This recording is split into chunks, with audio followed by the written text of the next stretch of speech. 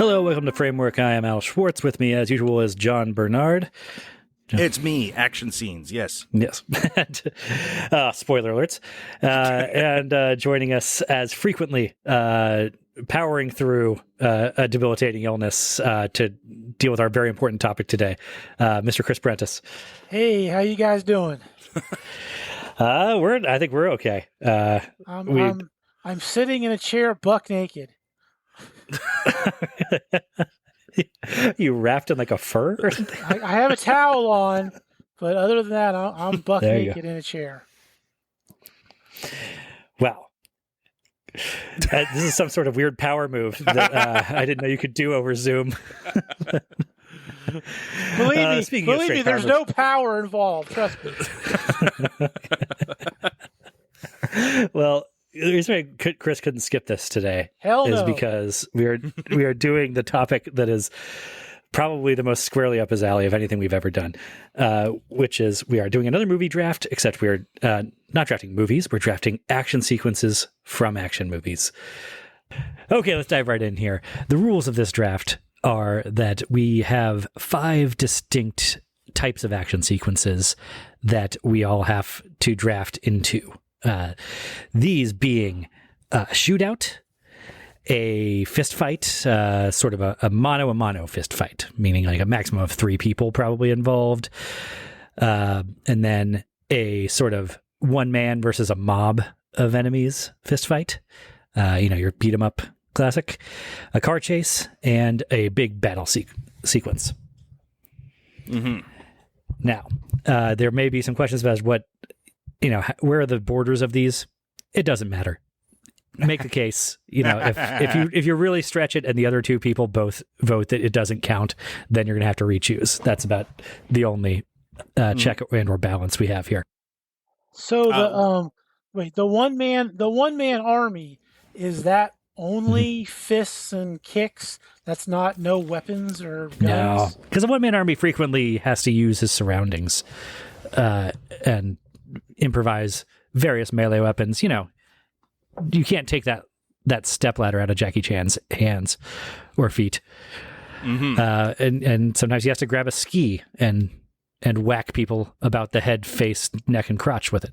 So those categories are the shootout, the car chase, the duel, I guess you'd call it, the one-man army, that's one versus many, and then the big battle sequence.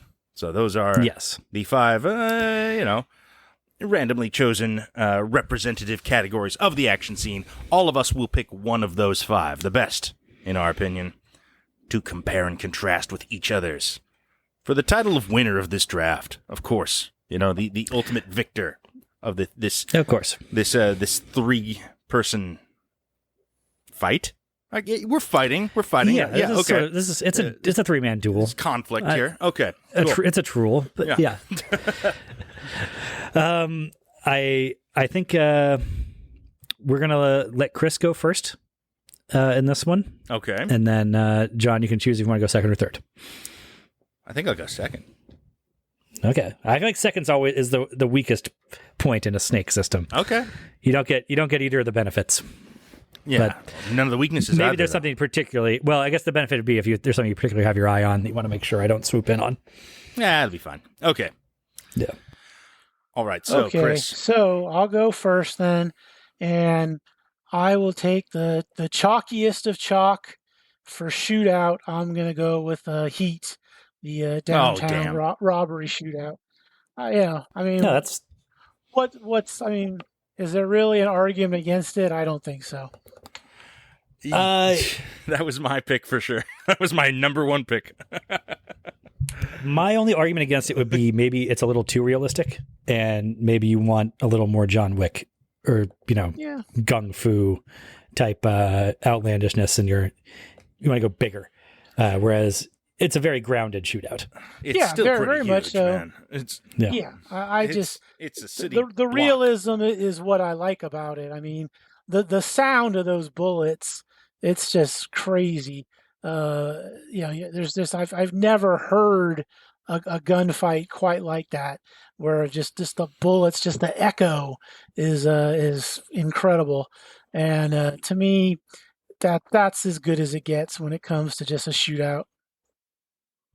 That is one of the rare shootouts that is almost as much terrifying as it is like thrilling, in a visceral sense. It's almost horror movie stuff, which, is just the language of cinema is not, we don't view shootouts that way.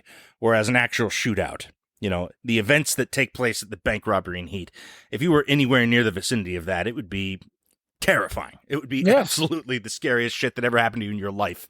And that comes across in Heat.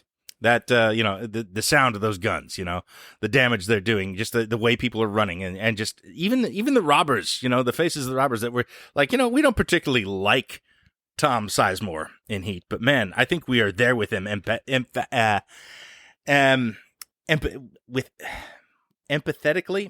Yes. Yeah.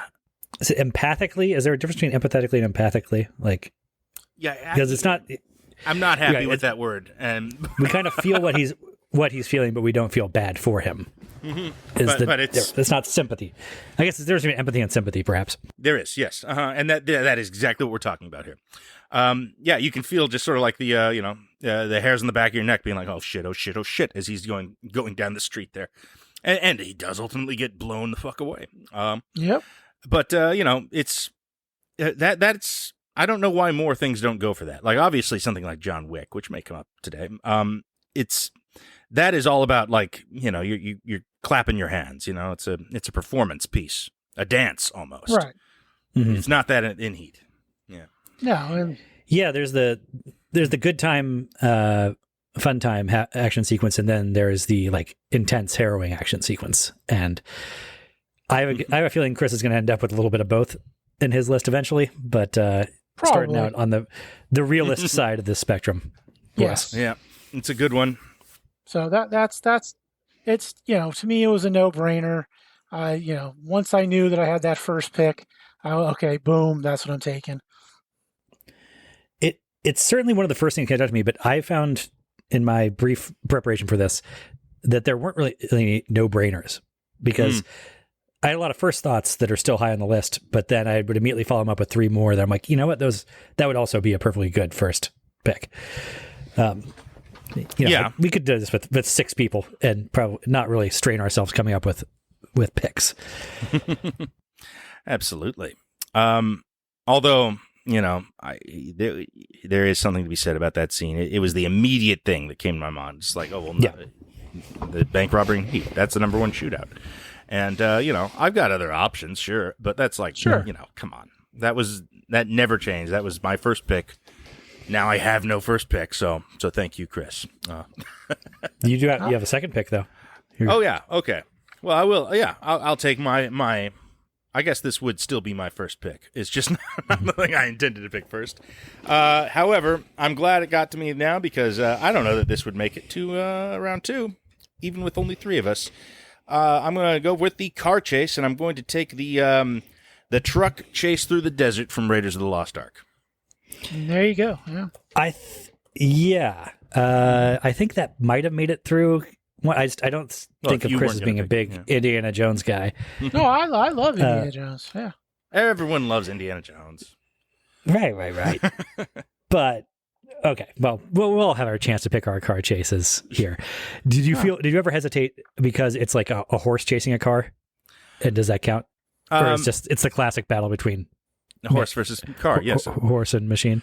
Well, no, because he ends up in the car, and a very large segment of that chase is him driving the truck. And that's true. And brushing Nazis off the side of it against the trees and sort of makeshift irrigation channels of nearby villages, and the guy throwing him out over the top. It's all car truck based, or all the biggest moments in it. The significant part of it, and there is a strong narrative with characters that have no lines of dialogue or don't appear in any other scenes, but are still well defined somehow in that scene. I'm speaking mostly about the main Nazi, the super Nazi that he has to fight. It was just sort of an old guy. I love that. It's got stunts that burnt their way into my brain in childhood, and I've never seen their equal.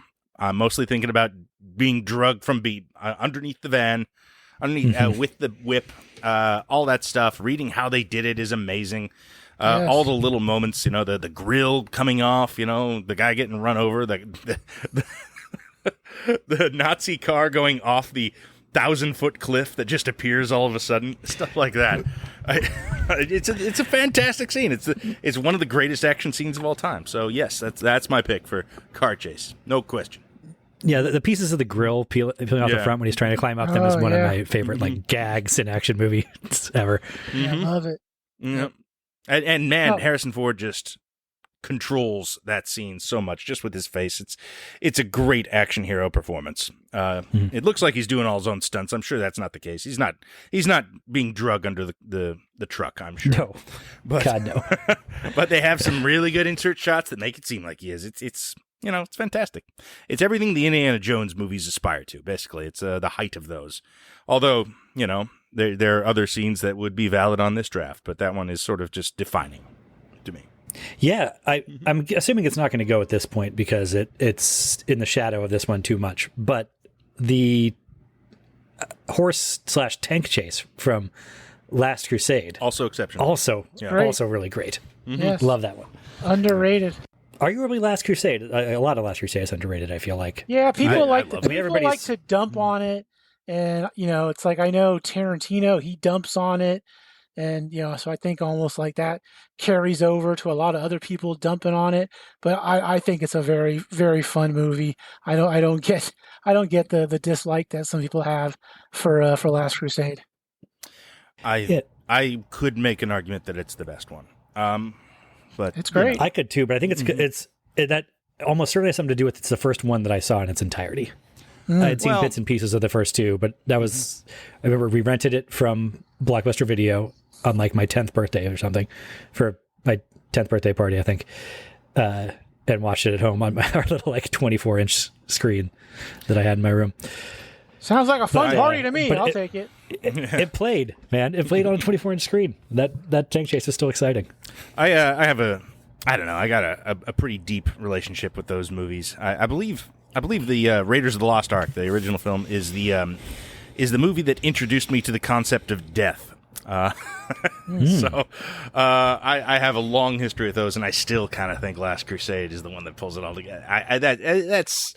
I know that's blasphemy to some people, but man, those first three are just extraordinary films. It's a generational thing. Yeah. Too, because I'm slightly younger than you, so my Last Crusade was my introduction to the concept of sleeping with the same Nazi as your father.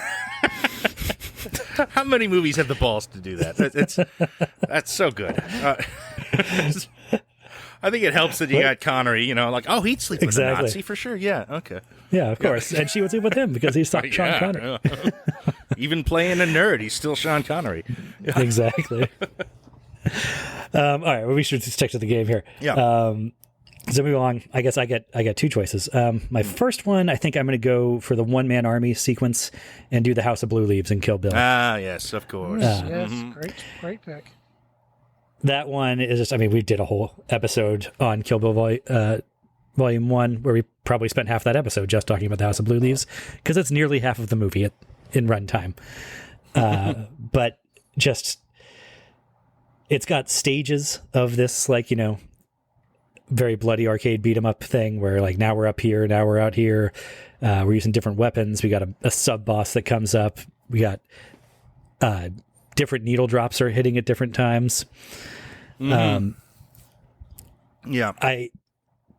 And it even segues into a pretty good one-on-one duel that I don't know if anybody would pick it. I'm not using that as my duel, but it's even like that. Even that is such a nice thing. Of after the frenetic chaos of almost 30 minutes straight of her just slashing everybody to death, the way that final duel kind of slows things down, and it becomes not somber, but a little more painterly, and it makes the whole thing feel a little more reputable than it probably should, given the preceding 25 minutes. Well, it just turns into a classic Kurosawa duel, and that's really rad. Just even little details of the snow falling and the deer scare, all that. But that's separate. The House of Blue Leaves is impeccable, and it's wonderful, and it's it's crazy that this is one of the only action scenes that Tarantino has made. I mean, I guess there's a few more later, but not many that you would call proper. I guess Django has one that's pretty traditional action scene. Maybe the end of Once Upon a Time in Hollywood counts. But for the most part, that's not really what he does, which is weird because he's awesome at it. He nails it in Kill Bill. He does an incredible job. I wish he would do one more. He just wanted to do it to show that he could do it.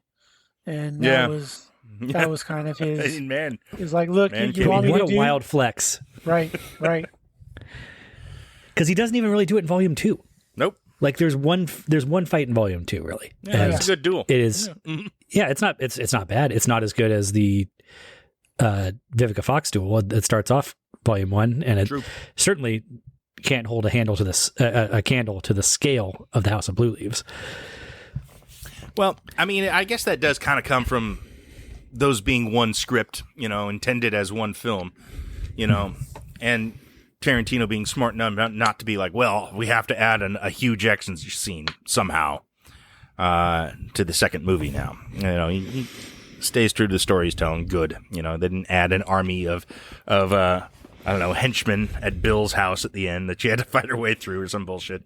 But, would have been pretty easy to do. Yeah, would have been. Or even just add it into the Michael Park scene somehow, But I don't know, he's got the right instincts. That said, I could use more Tarantino action scenes, especially of this type. I don't think we're going to get it in the Movie Critic. No, probably not. Yeah, but you're not sure about that. No, I'm not sure. Just my guess. I didn't think we were going to get what we got from Let's Upon a Time in Hollywood at the end of that. Yeah. I knew something was coming. Oh, yeah, of course. But no, that's a whole different topic.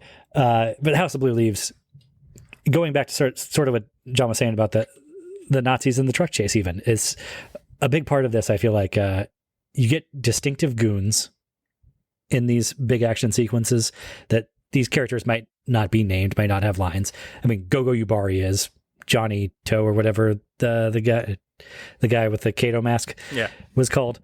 Doesn't matter. You get some character out of those guys, even Charlie Brown. Yeah. There's just these bit characters that almost orient you within the scene because after a few different cuts of her just slicing through nameless uniformed bad guys, you start to get a little lost in the blood flow.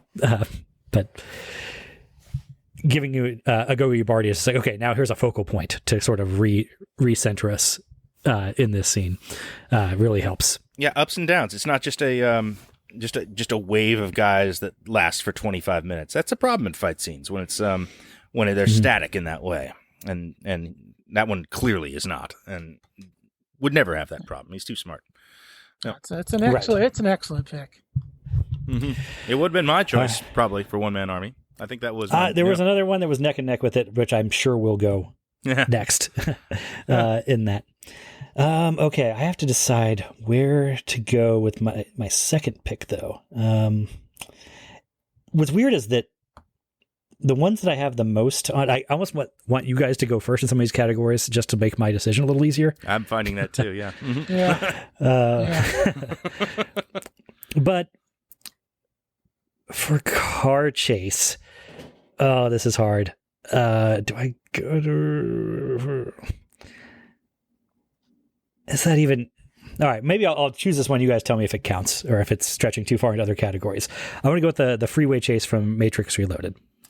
Oh, that's definitely a car chase. Yeah. Okay. Of course. Yeah. Well, I mean, there's also kung fu, samurai sword battles, and shootout stuff going on. It's on top of cars. It's fine. Yeah. I think it's a car chase. Yeah, it's the car chase in Matrix. Mm-hmm. Yeah. I mean, I picked both my picks from like the year 2003. Like that's what if they were all from 2003? I didn't realize. Yeah, I should start trying to. Yeah. I might be able to actually pull that off. You might. Mm-hmm. But this, it's the biggest thing ever. Like, there's a little bit of wonky CGI when you're looking at it from modern eyes. Yeah. But there's also a whole lot of real cars flopping around and real stunt people doing flips on wires and doing things. Well, they basically built a whole freeway to do it. Yeah. In stark contrast to like the the Burly Brawl before that, which over reliance on CGI. That doesn't it hold feel up real for me because it's in the Matrix. Yeah. Mm-hmm. This is the Matrix. It doesn't feel real, but it does feel like the actors are actually interacting with each other, at least. And there's also just, it's so complicated, but it doesn't feel, you don't get lost ever.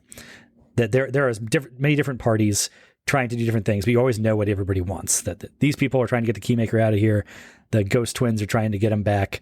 The agents are warping around just trying to kill our guys. And of course the agent, it's at this point in the Matrix series, the agents have been kind of nerfed as a threat, that Neo has slapped them around so much that it's hard to take them as seriously as you did in the first movie. But this makes such great use of their sort of like, their superpower of being able to possess random Matrix civilians, and turn random cars on the road into enemy vehicles that are then swerving into them.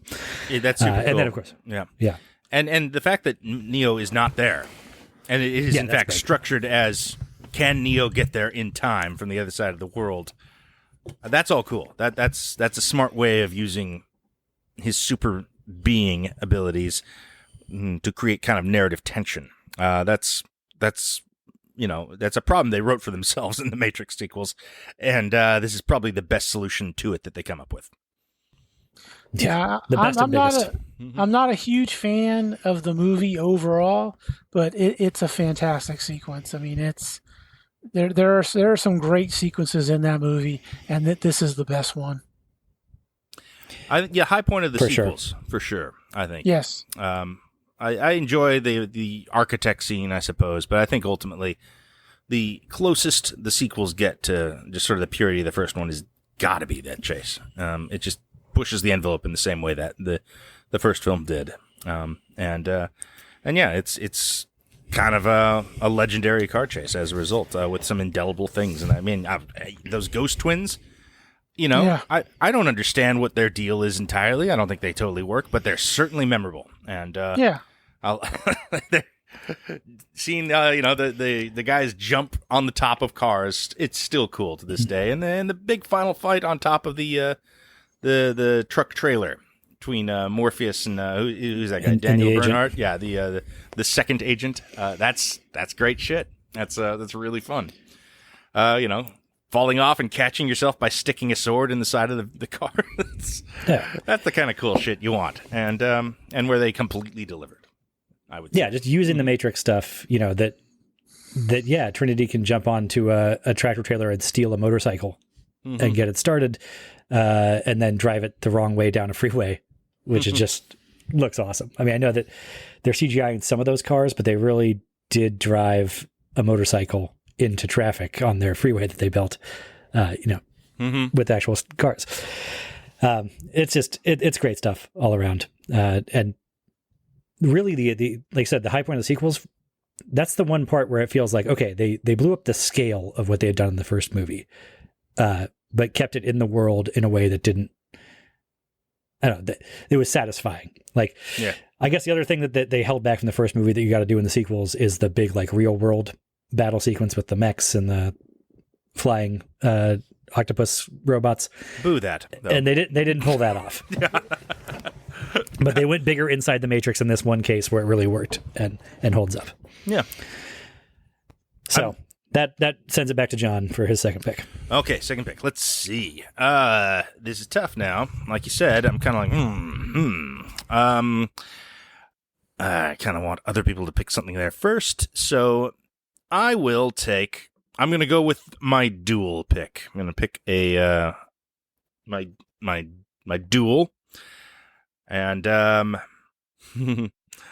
talking about a film that we are rapidly approaching, actually. Oh no! In our oh no! In our John Carpenter. You're gonna do it. Yes, I'm gonna do it.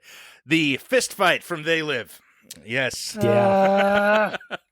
One of my favorite movie fist fights ever. Might be my favorite. Yeah, it's so great. It's talk about realism. Yeah, this is the opposite end of the heat spectrum, where we are just having a good time.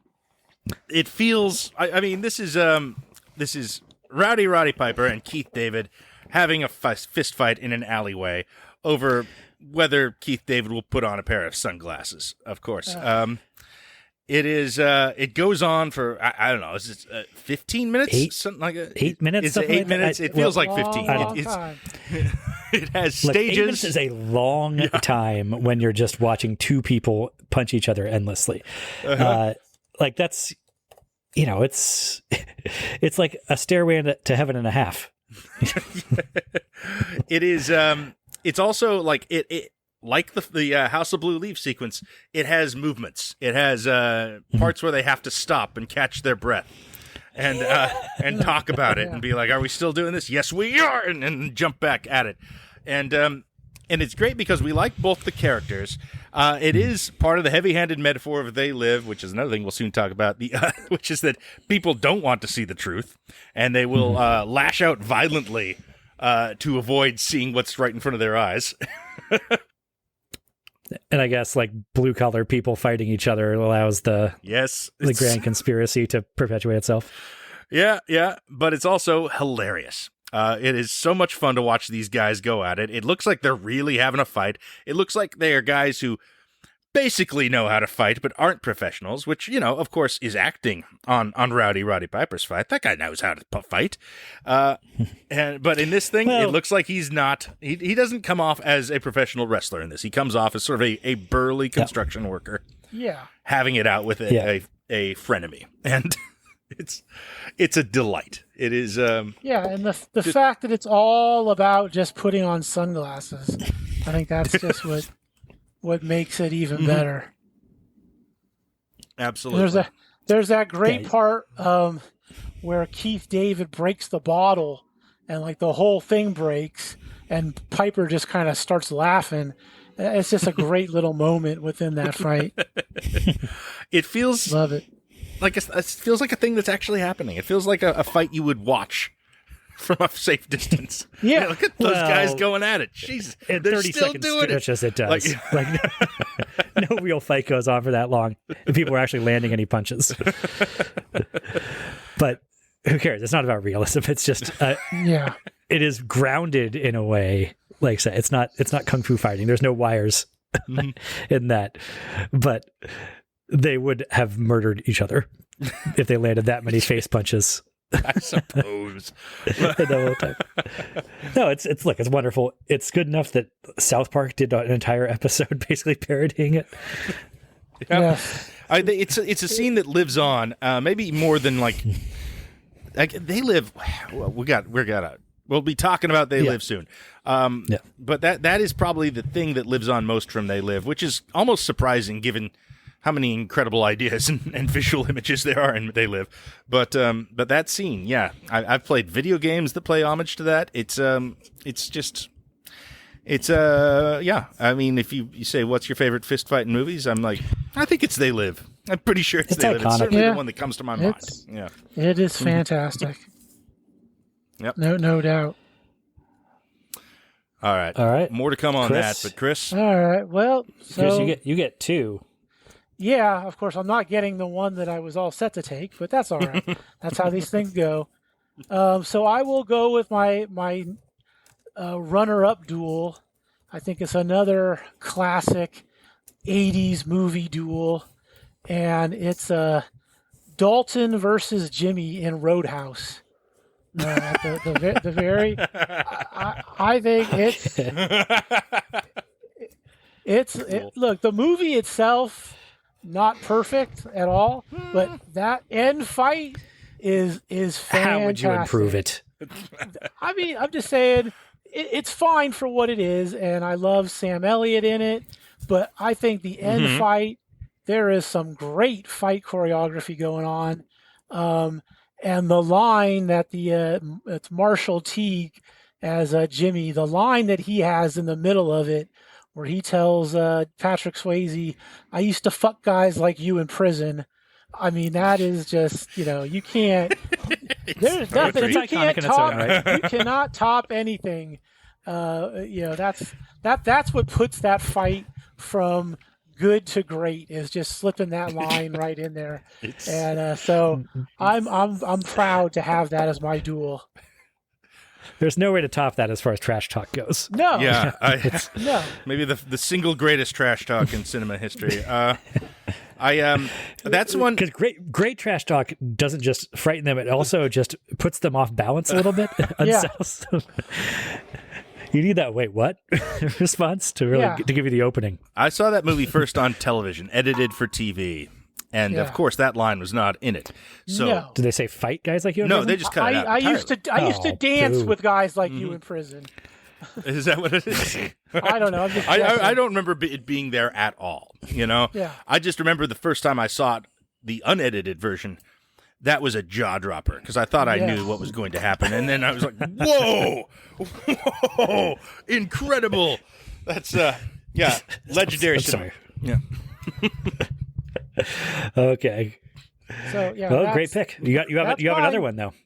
I know. You still need a car chase or a one-man army or a battle. I'm gonna go with a big battle, and I'm gonna go. It's the I guess we'll call it the Outpost 29 sequence from Starship Troopers, where basically, all right, cool. Basically, they're at an outpost. The only person who's alive is the general. He's freaking out. It's Marshall Bell as the general, and basically the whole outpost comes under attack from the bugs, and it's an awesome battle sequence right there. I know I'm going to sound like an old man yelling at clouds, but why does the CGI in that sequence look so much better than any CGI today? I don't understand it. I think it just looks incredible, and there is just so much mayhem going on in that sequence. And so, I'm definitely taking that for my big battle. Yeah, the CGI there has a texture to it that more advanced CGI seems to lack. And the creatures move like they have actual weight. They don't have the floatiness that you get from one. Those damn bugs look real. I don't know what the hell it is. And they're juicy. They explode with so much goo. I think we've learned at this point that it's not the age of the CGI or how old the movie is. It's how the director uses it. The amount of trust and responsibility he places on the VFX team. If you don't modulate that correctly, it's the difference between, the original Jurassic Park and a Mummy sequel. It's, they're roughly the same era, but they're light years apart. And Starship Troopers absolutely falls on the right side of that because Paul Verhoeven is a genius. He does really, really good films, and apparently knows how to use CGI. Yeah. And there's just so much moments there. There's where Michael Ironside gets his torso basically ripped apart, and he's telling Johnny Rico to kill him, and Rico does that. Then you have the great moment where the Dina Meyer character, where Dina Meyer throws a grenade and blows up one of the big bugs. And then she just turns around and she gets killed. I mean, there's just so many crazy parts in that sequence. That's an incredible scene. I think if you talk about Starship Troopers nowadays, you talk about the incredible subversive satire of fascism that it is. And that is a scene that works perfectly without that at all. Like it's sort of implicit in every scene in the film, but like that, it's not the point of that scene. That scene is purely action. That is that is a big set piece finale with bugs attacking soldiers. I mean, it has and I might say that it's so effective as an action sequence that it almost like delayed the people like catching up to the satire by years. It could be, yeah. That if that wasn't so effective, that one sequence wasn't so effective, then I think you might have had people looking around at how goofy the rest of this was a little more. But it works as such a straight-faced action sequence that you're always like, well, see, it's just an action movie. And all the other stuff is just people kind of fucking up action movie stuff, as opposed to intentionally fucking with action movie stuff. Yeah, it does have that. It has a button though that I think brings you back around to reminding you what film you're watching, which is Dina Meyer's death, where they get her onto the dropship. You know, she's been stabbed by bug mandibles, and she's just like, "No, Diz," and he's like, "It's okay, Johnny, because I got to have you," and dies. I think it reminds you how silly the thing is in a great way, and God, she's great in that movie. Good Dina Meyer. That's like career role for her. Really Gotta be. Yes. Yeah. You want to talk about playing these scenes in video games? Every video game that has come out since Starship Troopers has a Starship Troopers level. That anything that is sci-fi militaristic oriented, you've got the one level where it's just all right, we're surrounded, the bugs are coming, and hold out until the timer runs out. I at least 80% of Halo is just that scene. I think that's probably an unsung inspiration for quite a few things, especially in video games. It's great choice. I remember the original StarCraft had a mission that was basically just that I think was very explicit about the influence of, probably called it Outpost 51 or something, but also that's like the one mission I remember from original Flavor StarCraft from 30 years ago. It was the best one. Yeah. Good pick. These are all good. Okay. Yeah, I mean, obviously, I think that we're probably not going to have any bum picks here, would be my guess. There's just too many things to pick from. That'd be interesting if someone blows it. Let me see here. Okay, so I have got my duel, and I've got my car chase. Okay. What I have influences what I'm going to take. Yeah, okay. I'm going to pick my big battle as well then, and it's going to be the Helm's Deep Siege from the Two Towers, Lord of the Rings 2 Towers. Oh, you're trying to ruin my 2003 run? Uh-oh, here we go. That's fine. That's good, actually. I wasn't going to pick that one, actually. Although it's a perfectly respectable choice, I would say. Yeah. I mean, it's the best. It rules. Okay, but elucidate for me why you go here as opposed to the Pelennor Fields and Return of the King, which is even grander in scale. Oh, lovely scene. I think the entire film builds to Helm's Deep, the Two Towers, that is. The limited scale of that film relative to the whole, and I think it's important that it is kind of in this limited middle ground of the war with a smaller number of people, more dire stakes, that you can kind of properly set it up. I think a big part of why this sequence works so well is that it has been so well set up over the course of the film by Peter Jackson and company, in the writing, in the in just the things they're showing us. The people of Rohan being too old or too young to fight, and basically framing it as sort of the proving ground for Aragorn, who is, of course, one of the most important characters in the film, who will ultimately return as the king and not play much of a role in the Battle of Pelennor Fields by design. Right. This is where he proves he has the right to rule, to the audience at least. This is where he becomes, the giant swinging dick action hero of Middle Earth. And beyond that, the geography of this sequence is superb. The design of Helm's Deep is incredible.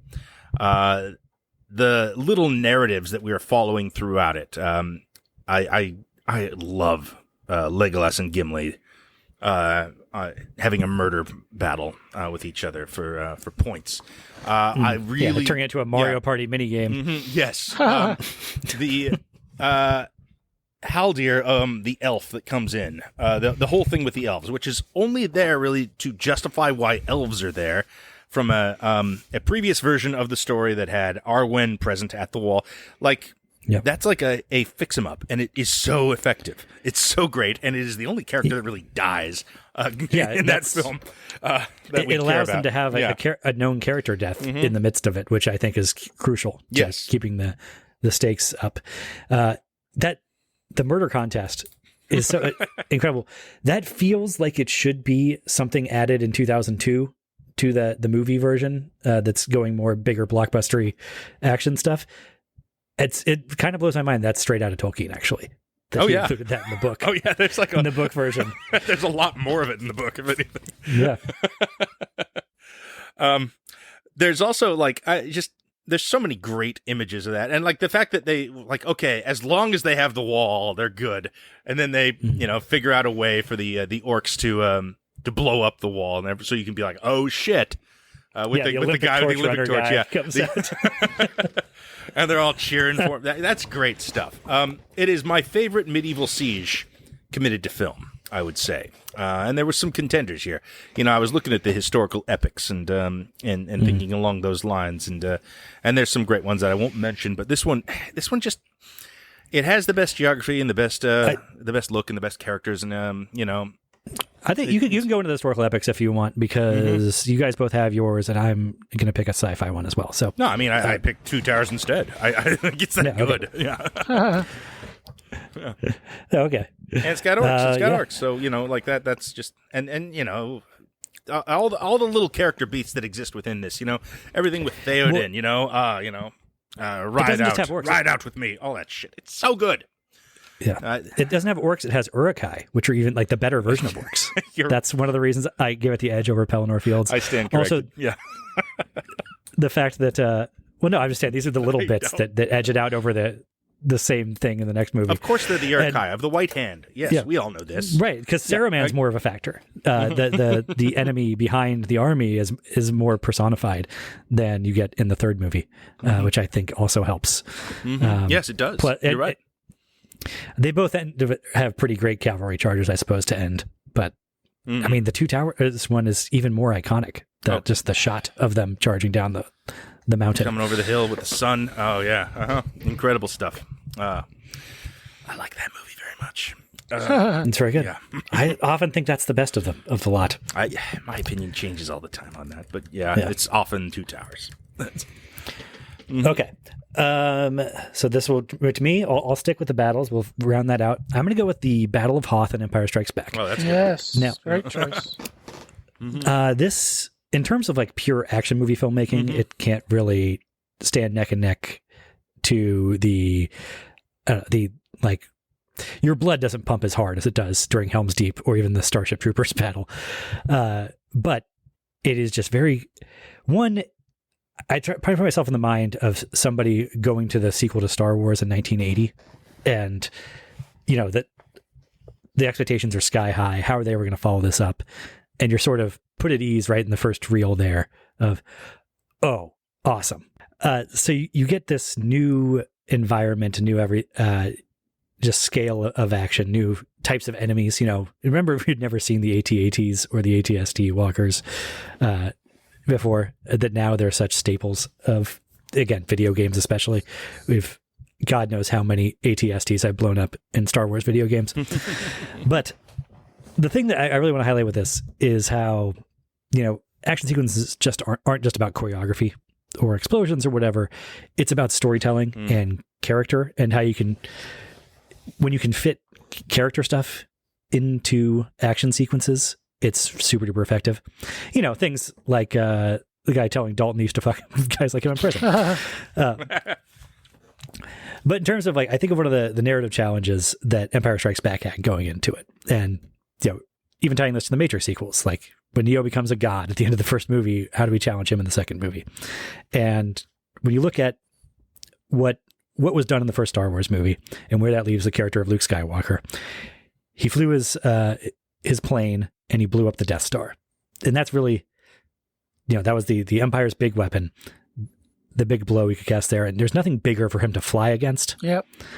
So we need to transition him and say, all right, he's not going to defeat the Empire as they strike back in his plane anymore. Right. And so he's got to become a Jedi and learn to do that. That's where the real conflict's going to be. So this action sequence, as it goes on, it starts out with him in the cockpit, flying around, taking on the big new enemies and having some success there.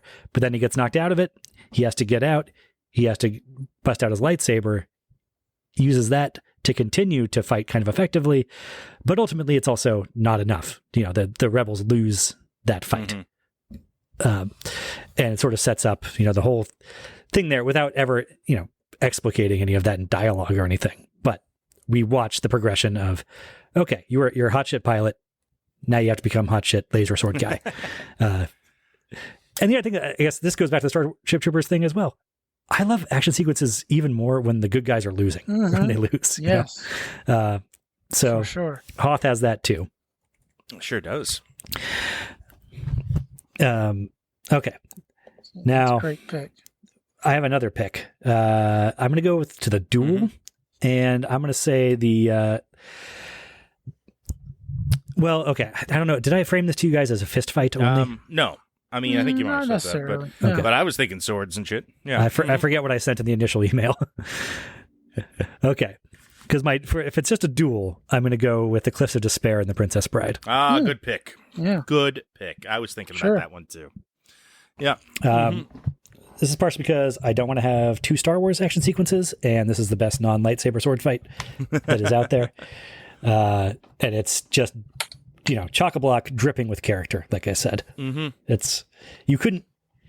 Most action sequences, you could skip past it and not be missing anything as far as the story goes. If you just click forward on the DVD chapter or whatever, when the car chase starts, you can get to the end of the car chase and follow everything just fine. In this case, you get everything about these characters as they are crossing swords with each other and doing some cool acrobatic swordsmanship. Yeah, I mean, you fall in love with both these characters in this scene. Yeah. It's all about building these characters up, and the acrobatic sword stuff, the pure, Errol Flynn style swashbuckling of it is kind of unmatched in modern films. I guess Mask of Zorro, which we've talked about, goes there a little, but I don't know that. I don't know. It just feels like a lost thing. Like even stuff that you would think would have like proper sword fights, like the Pirates of the Caribbean films, aren't really playing on this plane. Yeah, there's a lot of sword fighting in Pirates of the Caribbean, but I can't remember any particular sword fights as being like, oh, that's a really good sequence. The best one is probably Depp versus Orlando Bloom in the first film early on. Yeah, when they're in the blacksmith. Yeah, exactly. That's good. Even that though has a lot of silly bullshit in it. And that's fine for pirates, but I mean, like I come from. I mean, there's silly bullshit in the Princess Bride too, but that's the charm. Right? Yeah, I suppose. Yeah, good point. But look, I come from a background that involved like a lot of stage combat and theater, sword fighting on stage, and as a result, I know like sword fighting dorks, and they lose their shit for this scene. This is an absolute favorite of people who know things about swords. Like all the things they're saying in this fight, they're talking about real techniques that they are then demonstrating. It's kind of things that most action movies wouldn't bother to take the time to do. It has in-jokes for sword nerds in this scene, like a lot of them. And plus, you want to talk about different movements and whatnot. It's very obvious. Like, okay, now he's switched from his left hand to his right hand. Now they both switched to left hand to right hand. It's lovely. The left hand thing. It's so great. Yeah, they're both doing it. That's hilarious. Yeah. I mean, this really it ties together. It's a little like the fanciful sword, the swashbuckling equivalent of the They Live fight. It just kind of goes on, and you're endearing yourself to both these characters as it goes. And, it's an awful lot like the Heat shootout in that. An awful lot, yes. I'm going somewhere with this. Okay. In as much as it is an action sequence where you're not really, there's not a clear bad guy that you definitely want to lose. You're a little, I mean, you know who you want to win, but you're not really rooting for the other guy to lose. And even in this, what that gives us, in this very comedic, farcical context, there is sort of a rising tension throughout the fight. As you're starting to like Inigo more and more and not wanting him to lose more and more. That's really good. Even as the tone remains light and very, kid-friendly. But it's just genius. I mean, Princess Bride is a fucking genius movie all around. Yeah, 5 stars. Perfect. Really, really good. And yeah, I mean, it kind of does everything it tries to do very well. Most definitely including a swashbuckling action scene. And just, character writing. in an action scene, if you can find a way for the action scene to inform the character, then, I mean, I don't know why more people don't do that. It's a good thing to do. Yeah. Because it's difficult, I would imagine. Yeah, it must be. Yeah. Okay. All right, John. It's me again. You're okay. up again. Mm-hmm. All right. All right. I guess it's time for the shootout because I'm still not decided on my other one. I'm going to take my shootout now. Okay. And it's going to be the Danny Boy sequence from Miller's Crossing. Yes. Great pick. Okay. Yeah. Amazing scene. I thought about that briefly. Mm-hmm. It's brief. To me, I wasn't. Yeah. And maybe this sounds really stupid coming after on the heels of The Princess Bride, but it almost feels like more of a comedic sequence to me than an action sequence. I don't think that movie is particularly comedic. To me, it's a great action scene in what's really just a mob drama, but it's a fantastic sequence. It's something that changes the entire your relationship with Albert Finney's character totally. Mm-hmm. I don't know. I always forget that he's quite serious. Oh yeah. When you start that movie, and that scene comes around, and you're just like, oh fuck, oh okay, oh he's a super badass. I didn't realize, and this is just one of those incredible like early Coen Barry Sonnenfeld shot, just gorgeous, inventive action scenes. Yes. It kind of just lives in your memory forever. I mean, another one I'm thinking about. Well, I don't know, maybe I shouldn't mention it, but there's another one from the film they did right before Miller's Crossing. That is sort of equally innovative, but isn't really fit into any of these categories.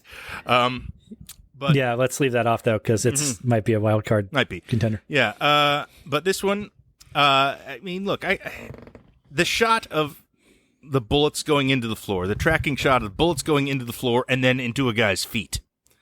I don't know. I think of that shot like once a month, just randomly. It just pops into my head. The use of the song. I mean, pick a cheesier Irish song to play. You can't, and it still is like, well, now that Miller's Crossing owns Danny Boy. I'm reminded of Miller's Crossing anytime I hear that song now. Mm-hmm. This just tchotchke traditional Irish song. Now it's owned by this action scene basically, and it's beautiful. Here's a highly, highly specific thing. Yeah. But in the modern day, too, this strikes me as a way. A lot of times you find yourself reading like a Wikipedia summary of a plot. Yeah. You know, like maybe you came into a movie partway through, or you had to stop and you're trying to refresh yourself.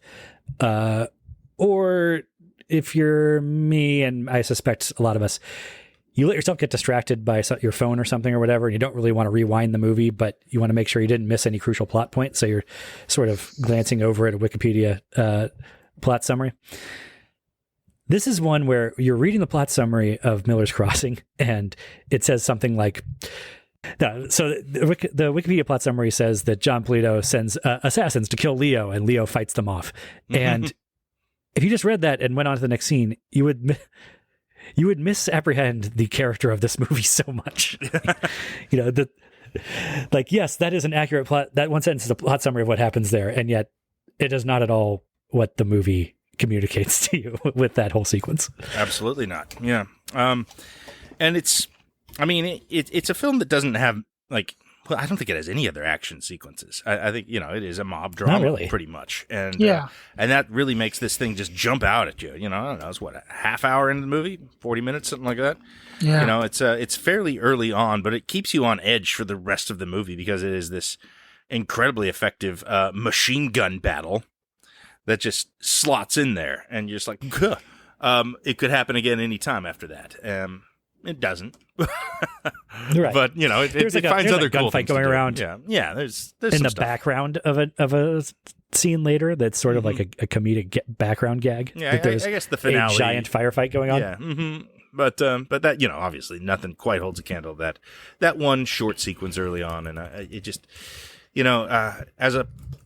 as far as action scenes that really help the film around them, really create a sort of a expectation and understanding of the world that informs every other scene. It doesn't get better. than the shootout in Miller's Crossing, I would say. All right, Chris. Yes. Take us home here. You got a car chase and the one-man army sequence. So I'm going to go with the car chase, and I'm going to go with the opening car chase to the 1987 film The Hidden. It's just a crazy, bonkers car chase that opens the movie right away. It's Chris Mulkey is the actor who's basically been inhabited by the Hidden, but at this point in the movie, we don't know anything about that. And he just kind of goes for broke, running over everybody he can find in Los Angeles, and ultimately leads up to a great sort of finale to the chase where, basically like 30 cops just open fire on the car. And it's just a phenomenal sequence with, there's, I don't know the song, but there's some heavy metal song playing, and it's just it's unlike any really car chase that I've seen in a movie before, and it really just sets you up for how bonkers the whole movie is. Yeah. And is that one that are there other like full blown action sequences in The Hidden, or is it more like Miller's Crossing where it's kind of like never hits those heights again? No, there are a lot of action scenes. I mean, it's a movie that's very similar to the Terminator, just in terms of kind of maybe a lower budget, but a lot of action. And it's a movie that you almost don't want to give away too much of what's going on. But there's a lot of great action in it, but there's really the one main car chase at the beginning, and it's just such a nuts sequence. I'll confess I have not seen it. I have not seen it. Oh, definitely check it out. I haven't seen it in 15 or 20 years. Yeah. Kyle MacLachlan, right? Yes, Michael Nouri, Kyle MacLachlan. It's a fantastic. Oh, fun. Fantastic I love movie. him. Yeah, it's I should see that. It's a little bit like Alien Nation in terms of the plot, right? But it's a way better movie than Alien Nation. Yes. Okay, Chris. Well, I don't hate Alien Nation. I mean, it's whatever. it is what it is. It's not good. But the Hidden's way better. I believe that sight and scene, but it's on. Should I move that forward? I should move that forward. But based on what you're saying, the car chase alone sounds cool. Yeah, so, just and I love MacLachlan. Watch it as soon as you can. Who directed? Is that Peter Hyams?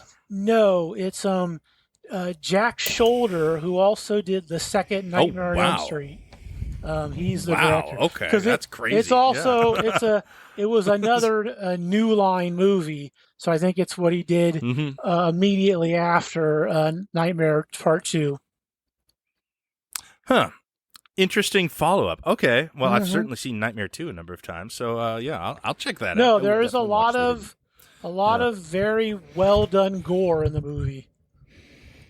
Oh, that you sold me right there. No, there is. It's okay. It's it's like it's a sci-fi cop buddy movie with a lot of gore.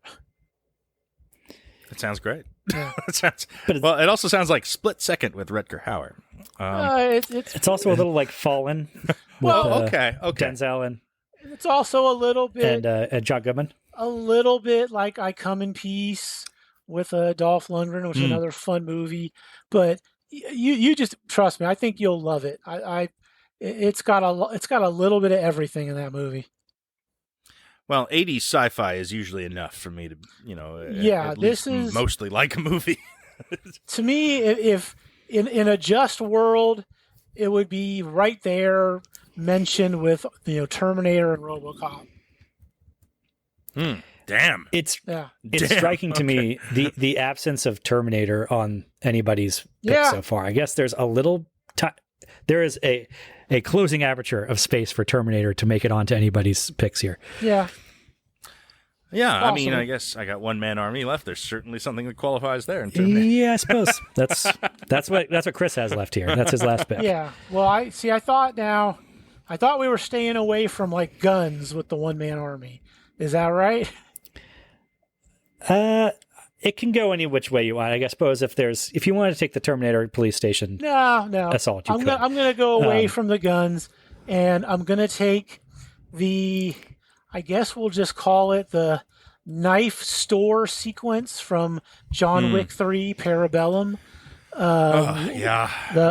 Early on when he's being chased by that's every movie, he's being chased by assassins, but when he's being chased through New York, finds himself in a knife store, old-timey knife store, and basically he was in the knife district. I'm in the old-timey knife store, and just has an incredible battle with a bunch of bad guys all using knives, and I just think that's an awesome sequence. And there's the one shot where the knife just kind of slowly goes into the guy's eye. That is just like, oh my God, I can't believe they went there, but they went there. And that's going to be my one-man army pick. I love that sequence. It might be the single best John Wick action scene. Maybe. It's not the biggest. It's not the most expansive, obviously. Right. Man, is it perfect, though. Yeah. Yes. I mean, there's certainly a case to be made that whatever the best John Wick action scene is, it should be the top contender for the one-man army category. Yes. Because those movies are like nonstop that. I was thinking doing the red circle scene from the first movie for That's Shootout. That's a great one. It's a great one. But yeah, that knife scene, though, is... It's, I mean, as soon as he goes into the room and it is just full of display cases of knives, you're just like, oh, yes. Cool, okay, great. Here we go. And then it exceeds any expectation you could have for that. Just like, I mean, how many knives get thrown in that scene? I mean, lots 50 and at lots. least. Yes, I would like it is wild. God, that is a delight. That sequence. That is like a dance too. That is a proper dance like performance piece. We were talking about that is a style of the action scene, and that thing seems like so geniusly choreographed.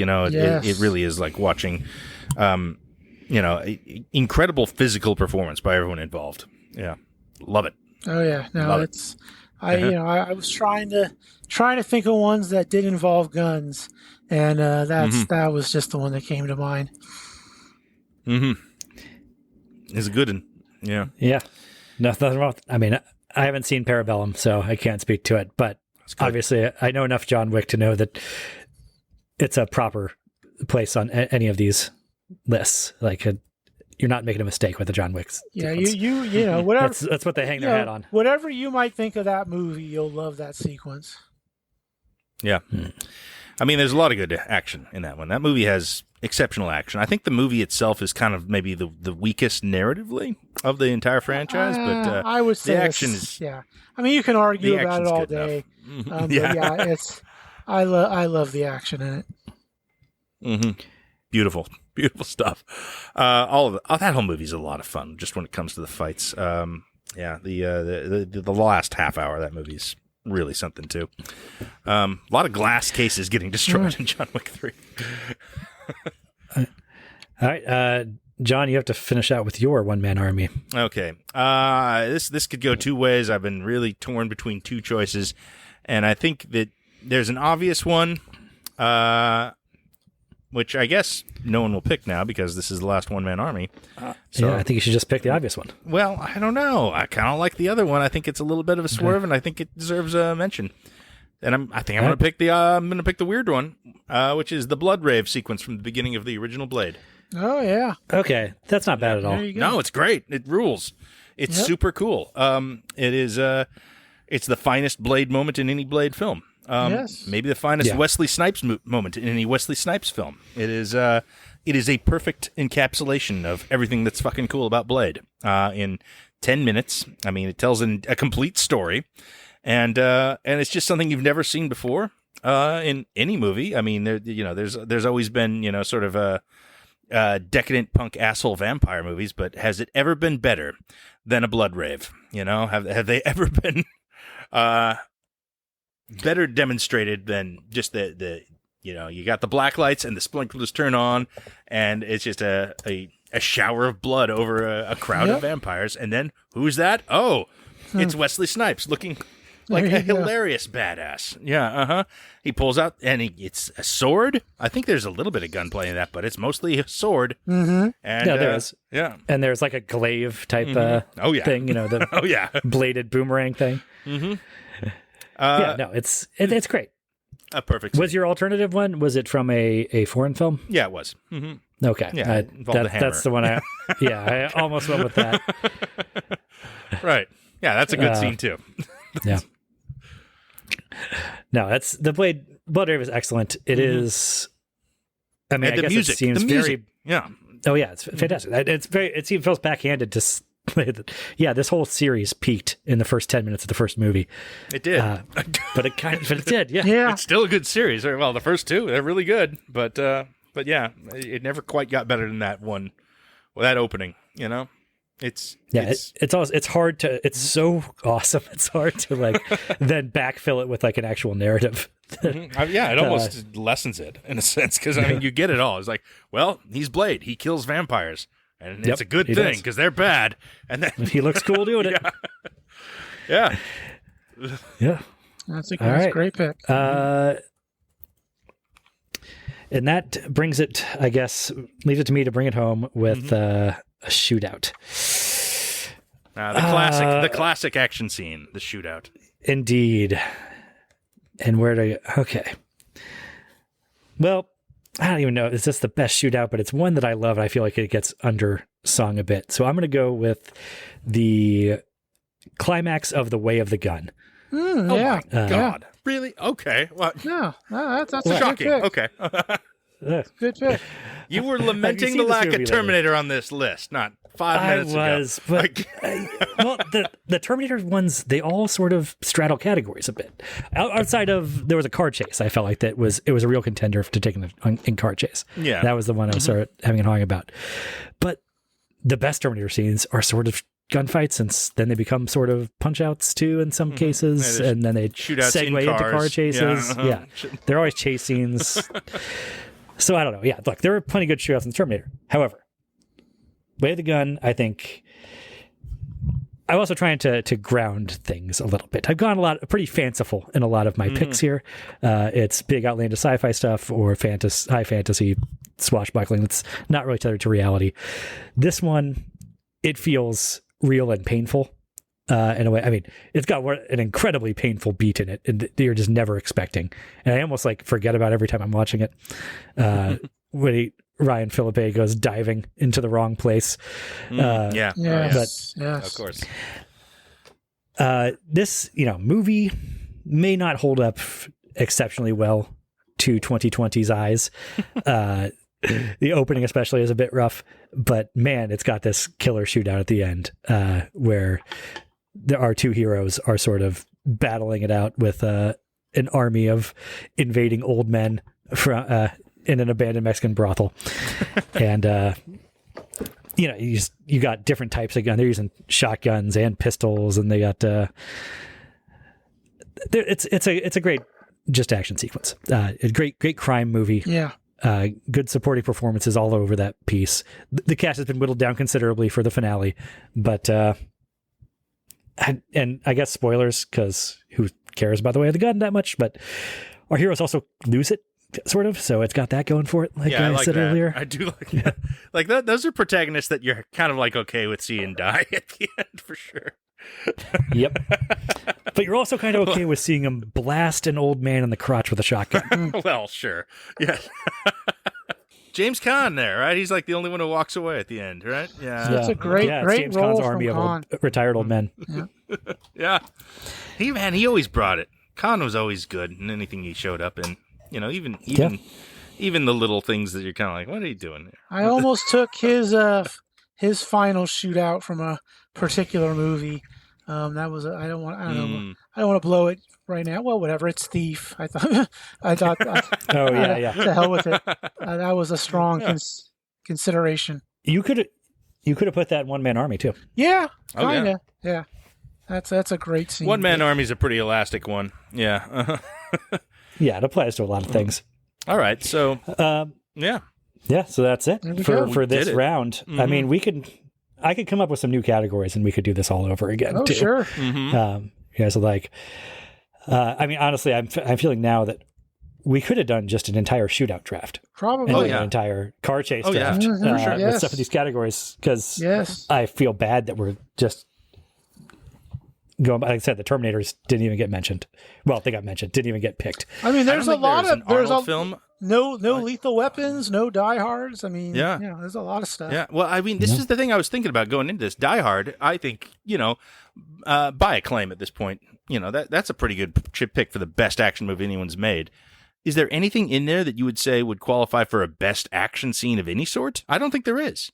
And it kind of points to like how that's not necessarily the most important thing in these films, I feel like you could do. I think you could do the shootout, where it's basically him with Hans, and he finally learns that Hans isn't who he says he is, and there's that shootout there. I mean, it's brief, but it's a great, exactly. That's a great sequence. A lot of great sequences. I mean, the rooftop thing where he goes over the side with the fire hose and everything, that's pretty great too. But again, it doesn't fit neatly into one of these categories. Is it really a shootout? Right. Right. But it's just of a different time. This was a pre-YouTube era where the key to an action movie was not crafting an entire sequence that you could put into a 5-minute YouTube video. That would be awesome. Right. That is a movie that does not lack in action. That is an action movie, but you're right, it doesn't have these big extended action sequences. A lot of them don't. I mean, Lethal Weapon has some pretty good ones. But I mean, with any all-timers in Lethal Weapon, I think honestly, maybe the best action sequence in any Lethal Weapon is in the 4th fucking movie, which is weird. The Jet Li fight? There's that big chase scene with the house. The car chase. That was good. Yeah, that is a great car chase. I mean, not a great movie, but that is a great car chase. Yeah. I mean, there's stuff that I would be like that I was considering here, like the scene in Bad Boys 2, where they steal a corpse truck and they're just dropping corpses on the freeway behind them. That's a ridiculous scene. Or just the 360-degree shootout in the drug den. Well, there's good action in Bad Boys too. When I was kicking around the 2003 only thing, I considered like, okay, wait, well, can I do another thing from Matrix? The car chase against the big car carrier. That's a phenomenal sequence. That's a great car chase. I mean, but it almost points to how these things, like a great action scene does not necessarily a great film make, and you don't necessarily need the great action scene to make a great action film, but obviously, there is enormous grace in the great action scene. For sure. I do think I was looking at Indiana Jones because I picked the truck chase, and those are films that feel kind of designed around the idea of we're going to do like 3 excellent action set pieces. There will be transcendent action sequences in this film.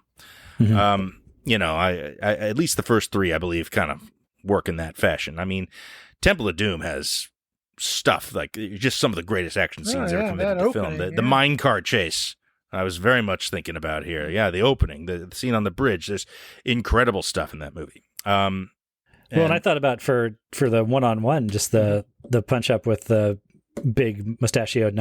Yeah, it's great in front of the plane. It's amazing. Great. Yeah, it's so cool. Those kind of, I don't know. Those go back and they're kind of like extraordinary action from the 80s that exists in that way. But yeah, like Die Hard is like a story first, like Die Hard is characters and tension and stuff like that before it's any individual action scenes. You would think that we would have had more Stallone or Schwarzenegger here. No Stallone, no Schwarzenegger, no Terminator, no Die Hard, no Michael Bay. Certainly had Keanu, but Keanu's well represented, as he should be. No MCU, no, like a lot of things that people think of as action first, we're just not even touching. Yeah. I guess Blade is the only superhero thing that really, I don't know. Kill Bill and Matrix Reloaded kind of feel like superhero sequences there. Yeah. But all right. So we mentioned stuff. I mean, we kind of have been stuff that got left off that you wanted to mention that didn't find a place for, or just thought someone else would pick. Well, I mean, we might revisit this whole concept too. Okay, fair enough. Yeah, well, for shootout, I guess you could do shootout and One Man Army both for the lobby scene in the Matrix. But Absolutely. Once I went with the Reloaded, I decided I didn't need two Matrixies. Yeah. Once you picked that, I was like, no Matrix for me then. Cool. Yeah. No, the one we didn't mention, nobody picked Old Boy for the One Man Army, which is wild. Had I known you guys wouldn't do that, I might have switched up my Kill Bill pick. Really? Well, House of Blue Leaves. I mean, they're both fine. Neither was. Yeah. Well, I almost picked Old Boy. I mean, it was right there. I was definitely considering it. Yeah, and I think I just didn't because it was more obvious than Blade. Yeah. Mm-hmm. I really thought Chris was going to go with Ronin for his car chase, which would have that's a great been kind one. of funny to get like De Niro 2, Schwarzenegger 0 on. Yeah, that was a great one. On this list. I almost went with the To Live and Die in L.A. chase too. I love that chase. Yeah, I considered that. Yeah. It's a great one. Death Proof. I was talking about how Tarantino doesn't do action scenes. He actually did an excellent one in Death Proof. That's true. I did consider and just forgot about for a moment there. The Zoe Bell on the hood of the car scene. That whole bit. That's great. Great action scene. Great car chase. Yeah, it totally is. Nobody picked any Mad Max stuff. No. That is also kind of wild. It's hard to kind of delineate when an action scene begins or ends in Mad Max. Like, is the last half hour of Fury Road an action scene? Is the entire movie an action scene? It's kind of hard to say for sure. Yeah. Yeah, but the other thing that I feel really bad not getting anything from the Raid movies onto here, because those are fucking incredible. Yeah. But it is also a little, all right, where do we draw the lines here? I mean, I guess that entire movie is a one-man army scenario, although you get the boss fights, but it's just how do you pick one boss fight over another, because they're all so fucking good. Well, the Mad Dog was the one I had on deck as an option. I was doing the kitchen fight in Raid 2. That one's good too. That one's really good too. Yeah. But even that, I don't want to talk about without talking about the Hammer Girl and Bat Boy fight that leads into it, which is also incredible. I mean, the Raid movies. Go see the Raid movies if you like action at all. They're fucking incredible. They're a blast. They sure are, and they're so different from each other, but they're both excellent. Yep. Yeah. I feel a little bit of remorse now knowing that I thought somebody would take Fury Road, but I think I would have taken the end of the Road Warrior for a car chase if I had known. It's pretty good too. Just entirely practical, not like the mix of CGI or whatever. They had nothing. We were pretty sure that they buried that one stuntman out in the desert after he went over the handlebars 19 times. Okay, I kind of mentioned the other Coen Brothers thing that was talking about the convenience store robbery from Raising Arizona. Of course. Yeah. Masterful sequence. Doesn't really fit easily into any of these categories, but man, what a great bit of action filmmaking. No Bond in this whole thing. There were a couple I was considering. His fight with Robert Mission Shaw. Impossible. And that. The Burj Khalifa scene in Ghost Protocol, one of the finest action scenes I've ever seen. Terrifying. It gives me vertigo when I'm watching it on television. I don't know. It doesn't really fit in a category, but it's something else. Yeah. That was kind of my leftovers. I have some more, but, like you said, we may come back to this. Yeah. Yeah. So to recap. Yeah. For shootouts, Chris had Heat. I have the finale of The Way of the Gun, and John has the Danny Boy sequence from Miller's Crossing. Yeah. For our duels, Chris has Dalton versus the reformed inmate from Roadhouse. Because he used to fight guys like him in prison. He's paid his death side. He's reformed. Yeah. I have the Cliffs of Despair duel in The Princess Bride, and John has the sunglasses brawl in They Live. Hell yeah. Our one-man army sequences, Chris has the knife store from John Wick 3. I have the House of Blue Leaves from Kill Bill, and John has the Blood Rave from Blade. For car chase, Chris has the opening of The Hidden. I have the freeway chase in Matrix Reloaded, and John has the truck chase in Raiders of the Lost Ark. And for our big battles, Chris has the bugs swarming Outpost 49 and Starship Troopers. I have the Battle of Hoth at the beginning of Empire Strikes Back, and John has the Battle of Helm's Deep at the end of the Two Towers. Yes. Does anybody feel like, is there a clear winner in any of these categories? I think I won the duel with They Live. I'll give you that. I don't. I think Chris probably won Heat. The shootout with Heat. Yeah, I think so. Yeah, I mean it's a tough one to beat. Mm-hmm. And I think Raiders probably wins the car chase. Yeah. I think House of Blue Leaves wins One Man Army. Does it? Yeah. Mm-hmm. That Blood Race is pretty cool. It is. Mm-hmm. Yeah. Well, and big battle wins. We all win. Yeah. Yeah. Yeah. Okay. Well, no, I guess you win that because you have the only one where the good guys actually win the battle. Well, there are losers in my pick and Chris's pick for battle. Well, Haldir takes the loss. It's not true. all roses for the Alliance of Elves, Dwarves, and Men. Yeah. Okay, fine. We'll end this. I'll see you guys later. Let's all pour one out for Haldir and for that poor old man's crotch. And for Dizzy. Oh, Diz. And for Diz. I'm sorry. Hey, she got to have him, you know? Okay. Hey, rate and view us, this podcast on the app of your choice. That helps it. Thank you for listening. Yeah. I said it. Said the thing. Okay.